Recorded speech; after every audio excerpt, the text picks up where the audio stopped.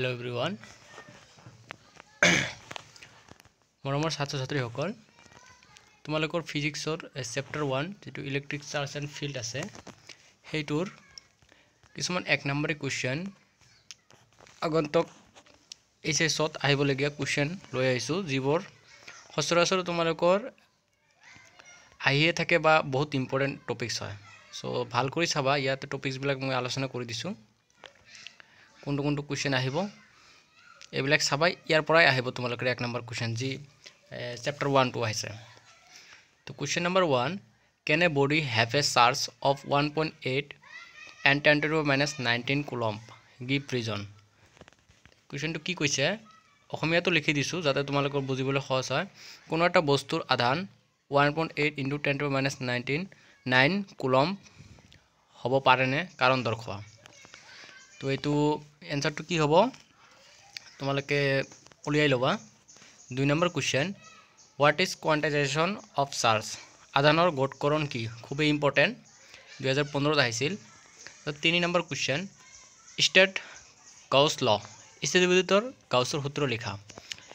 এটো খুবই ইম্পৰ্টেন্ট 2013 আহিছিল আৰু এটা ল চাবা এই চ্যাপ্টাৰটোৰ পৰা যেটো হৈছে কুলম্বৰ সূত্ৰ স্টেট কুলম্বস ল এটো ইম্পৰ্টেন্ট এটো ইয়াতে লিখা নাই যদিও কৈ দিলো খুবই ইম্পৰ্টেন্ট লিখি লবা তাৰপিছত 4 নম্বৰ এসআই ইউনিট অফ পাৰমিটিভিটি বৈদ্যুতিক প্ৰবেশতাৰ এসআই একক কি 2016 আহিছিল আৰু মেবি এটো 2020 তো আহিছিল খুবই ইম্পৰ্টেন্ট হয় এক নম্বৰৰ কাৰণে তাৰপিছত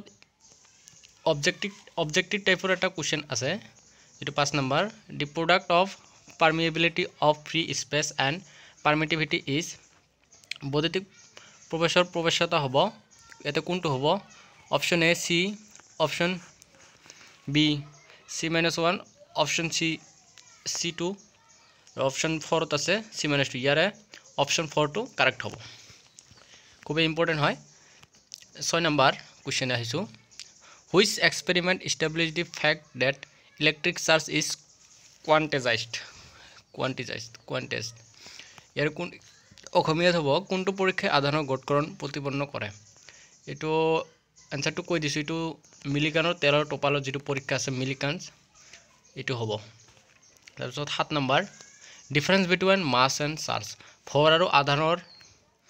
মাজত থকা এটা পাৰ্থক্য কি খুবই ইম্পৰ্টেন্ট 2020 ত আহিছিল সম্ভাৱনা আছে হা 8 নম্বৰ কোৱেশ্চন শূন্য মাধ্যমৰ প্ৰবেশতাৰ মাত্ৰা কি আৰু যেহেতু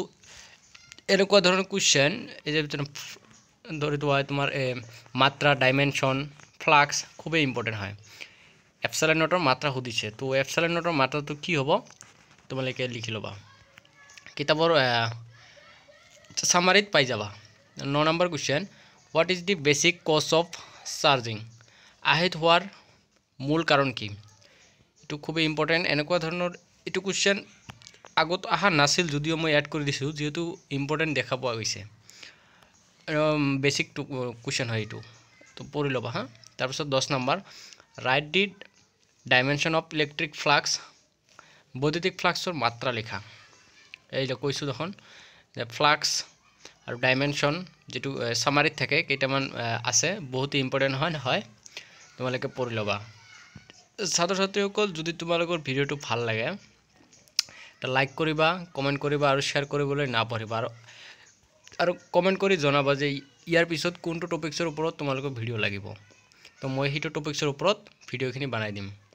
এটো আছিল 1 নম্বৰৰ কোৱেশ্চন যদি তোমালোকক 2 নম্বৰী আৰু 4 নম্বৰী কোৱেশ্চন লাগে মেবি 4 নম্বৰ নাই 1 নম্বৰ টপিকছত কোৱেশ্চন তথাপিও যদি লাগে 3 নম্বৰ বা 2 নম্বৰৰ মোক কমেন্ট কৰি জনাবা মই তোমালোকক দি দিম আকৌবাৰ ভাল কৰি চাই লোৱা বা নোট বনাই লোৱা কোৱেশ্চন গিনি খুবই ইম্পৰ্টেন্ট হয় তো দেখি লোৱা